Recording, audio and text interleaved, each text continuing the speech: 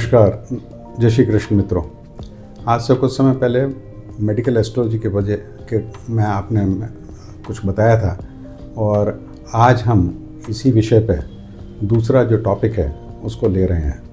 ये बहुत ही important topic है जो कैंसर और मेडिकल एस्ट्रोलॉजी के बारे में मैं आपको आज थोड़ी जानकारी देने का प्रयत्न करूँगा। कैंसर एक ऐसी बीमारी है जो आजकल पूरे विश्व में बहुत ज़्यादा फैल रही है और हिंदुस्तान में ये अनुमान है कि करीब 2.5% से ज़्यादा स्पीड से ये फैल रही है और 2030 तक ऐसा अनुमान है कई लोगों का कि दर एक घर में एक कैंसर ना पेशेंट जो वह मर से। कैंसर अपने जो शरीर होता है वो सेल से बना होता है और सेल्स की एक आयुष होती है। जब वो आयु पूरी हो जाती है, जैसे कि जो रेड ब्लड कॉर्पस्कल्स हैं ब्लड में, એની આયુ કરીબ 120 દિવસ હોય છે। આ 120 દિવસ પૂરા થાય તો આ એને દફન થઈ જાય છે સ્પ્લીનમાં અથવા લીવરમાં અને નવા કણ આવી જાય છે। એવી રીતે શરીરના દરેક કણ, દરેક સેલ આ ધીરે ધીરે રિપ્લેસ થાય છે અને આપણું શરીર એમ માનીએ કે થોડા ટાઈમમાં નવું શરીર આવી જાય છે અને જૂનું શરીરની આયુષ પૂરી થઈ જાય છે। હવે આ જે સ્પીડ છે આ કેન્સરની બીમારીમાં એકદમ અનિયમિત થઈ જાય છે, જેનું કારણ આનુવંશિક હોઈ શકે અથવા તો બીજા કોઈ કારણો છે। અને જ્યારે આ અનિયમિત થઈ જાય છે ત્યારે જે શરીરના જે ભાગમાં આ અનિયમિત થઈ હોય ત્યાં પછી વધારે એક ગાંઠ બની જાય છે, ટ્યુમર જેને कहिए कि कैंसर कहिए। अब ये जो कारण हैं जिससे सेल्स की जो बढ़ने की शक्ति होती है या स्प्रेड होने की शक्ति होती है वो बहुत ज़्यादा हो जाती है। वो या तो केमिकल्स की वजह से हो सकता है या फिर पोल्यूशन की वजह से हो सकता है। केमिकल्स में जैसे इंसेक्टिसाइड्स, पेस्टिसाइड्स वगैरह हैं, या फिर जेनेटिक में कोई म्यूटेशन हो जाए, जैसे रेडिएशन, जैसे एटॉमिक बॉम्ब कहीं पर ब्लास्ट हुआ है या और किसी तरह से रेडिएशन होते हैं तो उसकी वजह से जेनेटिक्स में तकलीफ हो जाती है। एना कारण पछी कैंसर थवानी शक्यता वधारे होय छे।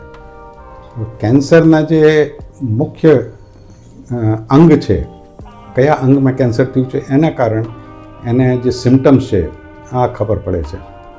हवे पुरुषों में जे मेन आपणे ऑर्गन्स छे आ मेनली लंग्स छे, पछी मोढुं छे के जीभ छे, कोलन, प्रोस्टेट एक ग्रंथि होय छे जे यूरिनरी ब्लेडरने नीचे होय छे, पेशाबनी कोथळीने नीचे, અને ખાલી પુરુષોમાં પાઈ જાય છે।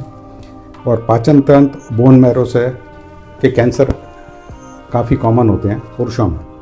और स्त्रियों में ऐसे स्तन का कैंसर, यूट्रस न सर्विक्स यानी कि मोढुं यूट्रसનું એનું कैंसर, पेट, पछी ओवरीज, गर्भाशय और पाचन तंत्र, ये ज़्यादा कॉमन होते हैं और ये बहुत ही कॉमन है।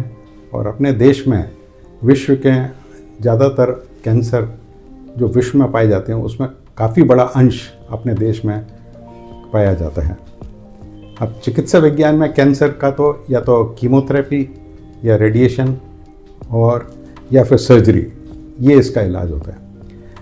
लेकिन हमारा शरीर शुरू से जब से उसका विकास अपने माँ के गर्भ में होता है, यानी कि ये बच्चा पैदा होता है, तब खाली एक सेल जो एग कहलाता है माँ के ओवरी में से निकल के और गर्भाशय में आता है और उसका फर्टिलाइजेशन होता है पुरुष के स्पर्म से, यानी कि 2 सेल मिल के और उनका डिवीज़न होता है और उससे पूरा शरीर बनता है बच्चे का, जो 9 महीने का टाइम लेता है करीब गर्भाशय। लेकिन जो ग्रह हैं वो जब से उसका पहला सेल फर्टिलाइज हुआ है, वो एग और स्पर्म फर्टिलाइज होता है, तभी से उसके ऊपर ग्रहों का असर चालू हो जाता है।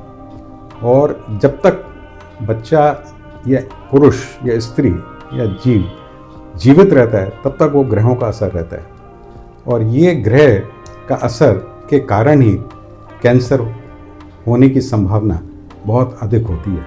यानी कि किसी की कुंडली में अगर ग्रह कोई पीड़ित है तो फिर वो कैंसर होने की संभावना बहुत है। और वैदिक ज्योतिष के अनुसार कैंसर का मुख्य ग्रह राहु है। राहु के अतिरिक्त शनि और मंगल ग्रह भी अपनी अपनी भूमिका बजा सकते हैं। इसके अलावा अन्य ग्रह भी प्रभावित हो सकते हैं जो संबंधित शरीर के अंग से मेल खाते हैं। अब हम ये अगर अपना हॉरोस्कोप देखें, जिसको लग्न चार्ट बोलते हैं, और ये काल पुरुष का एक हॉरोस्कोप है जिसमें ये 1 से लेकर और 12 तक ये 12 राशियां हैं, 12 ग्रह होते हैं। ये 4 केंद्र ग्रह होते हैं और 3 ये त्रिकोण केंद्र होते हैं।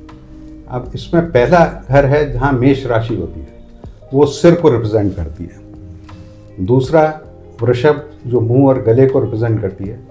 तीसरा मिथुन जो फेफड़ों को यानी कि लंग्स को रिप्रेजेंट करती है। कर्क, चौथा कर्क जो छाती को। पांचवा सिंह जो हृदय को।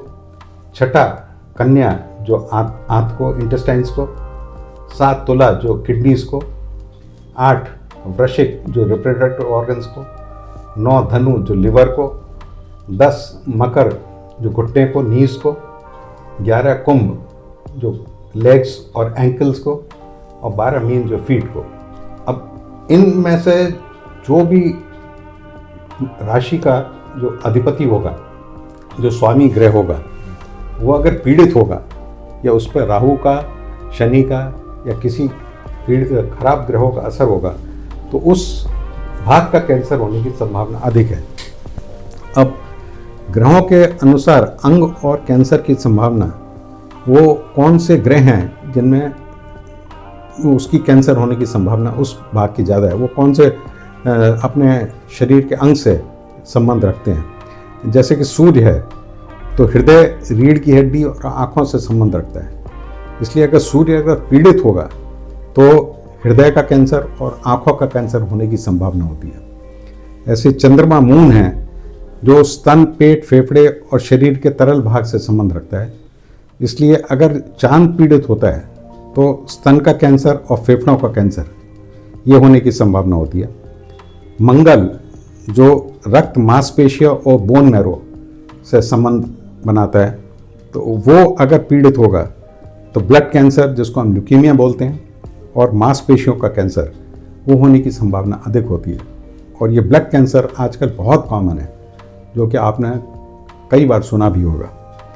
बुध, मरकरी अगर जो त्वचा, नर्वस सिस्टम और आंतों से संबंध राखे છે અને મરકરી બુધ અગર પીડિત હોય તો ત્વચાનું કેન્સર અને આંતરડાનું કેન્સર થવાની શક્યતા વધુ છે। જુપિટર यानी कि બૃહસ્પતિ યકૃત, લીવર, ગોલ બ્લેડર અને પેનક્રિયાસથી સંબંધ રાખે છે અને આ પીડિત હોય તો લીવર કેન્સર અને પેનક્રિયાટિક કેન્સર, जो कि एक बहुत खतरनाक कैंसर है, पेनक्रियाटिक कैंसर, उसके होने की संभावना अधिक होती है। ऐसे शुक्र अपने रिप्रोडक्टिव सिस्टम्स, किडनी और गले से संबंध रखता है, और ये अगर पीड़ित हो तो गर्भाशय, प्रोस्टेट का कैंसर या किडनी का कैंसर ये होने की संभावना अधिक होती है। और शनि वो हड्डी, त्वचा से संबंध रखता है, और इनके कैंसर होने की अगर शनि पीड़ित हो तो संभावना अधिक होती है।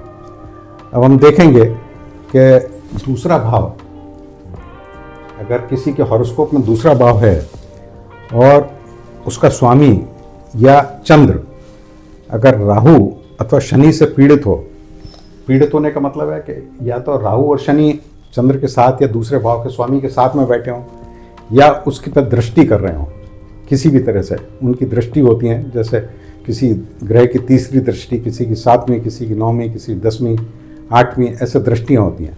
तो दृष्टि से हों तो फिर अगर हमने देखा कि उसमें मुंह और गले के कैंसर होने की संभावना अधिक हो जाती है। ऐसे ही तीसरा भाव पीड़ित हो और चंद्र और मंगल और बुध, तीसरा भाव में यहाँ पर काल पुरुष की राशि में मिथुन है, इसलिए इसका स्वामी बुध है, अगर ये पीड़ित हो तो फेफड़ों का कैंसर, क्योंकि हमने देखा यहाँ फेफड़े हैं, इसलिए इसका कैंसर होने की संभावना अधिक हो जाती है। और स्त्रियों के केस में चौथा भाव और उसको स्वामी, चौथा भाव ये छाती, और उसका स्वामी अगर राहु के कारण पीड़ित हो तो फिर ब्रेस्ट कैंसर होने की संभावना। इसलिए हम किसी के हॉरोस्कोप को देख के स्टडी करी, हॉरोस्कोप में स्टडी करी ત્યાં એના કયા ગ્રહ છે, કઈ ભાગને રિપ્રેઝેન્ટ કરે છે, કયા એના સ્વામી છે, અને રાहुની એના સાથે કંઈ સંબંધ થાય છે कि बीजा कोई शनि न सारण, क्योंकि मेन ग्रह जो है कैंसर का वो राहु है, इसलिए राहु का स्टडी करना बहुत ज़रूरी होता है और फिर हम पता कर सकते हैं कि उसको इस भाग के कैंसर होने की संभावना है. अब दाखला तरीके अगर कोઈને કેન્સર થઈ ગયું છે અને પછી આ આવીને કહે કે હવે એનું શું કરવું, તો આપણે જોઈએ કે કઈ ભાગનું કેન્સર છે અને હોરોસ્કોપમાં કયા ગ્રહ, કયા જે આપણા ઓલા છે કેન્દ્ર કે ત્રિકોણ કે કયા ઘરથી સંબંધ રાખે છે, તો એનો સ્વામી શું છે. પછી એને અગર આપણે શાંતિ કરીએ, એને હવન કરીને આપણે શાંતિ કરાવીએ, કે એનો યજ્ઞ કરીએ, કે એનો ગ્રહ પહેરીએ, એના નખ પહેરીએ, કે એને પૂજા પાઠ કરાવીએ, કે એને જપ કરીએ, તો પછી એને શાંતિથી આ બધું શાંત થઈ શકે અને એને કારણે એને કેન્સર ઓછો થઈ શકે, કેન્સર મટી પણ શકે. ઇવન અમુક અનુલોમ વિલોમ પ્રાણાયામથી ઘણા કેન્સરના ફાયદો થાય છે. એટલે યોગા, મેડિકલ ટ્રીટમેન્ટ અને એસ્ટ્રોલોજીકલ ટ્રીટમેન્ટ, આ ત્રણેયનું આપણે કમ્બાઈન કરીએ તો કેન્સરના પેશન્ટને બહુ રાહત થઈ શકે. એનો બધાને લાભ લેવાની વિનંતી. ધન્યવાદ. જય શ્રી કૃષ્ણ.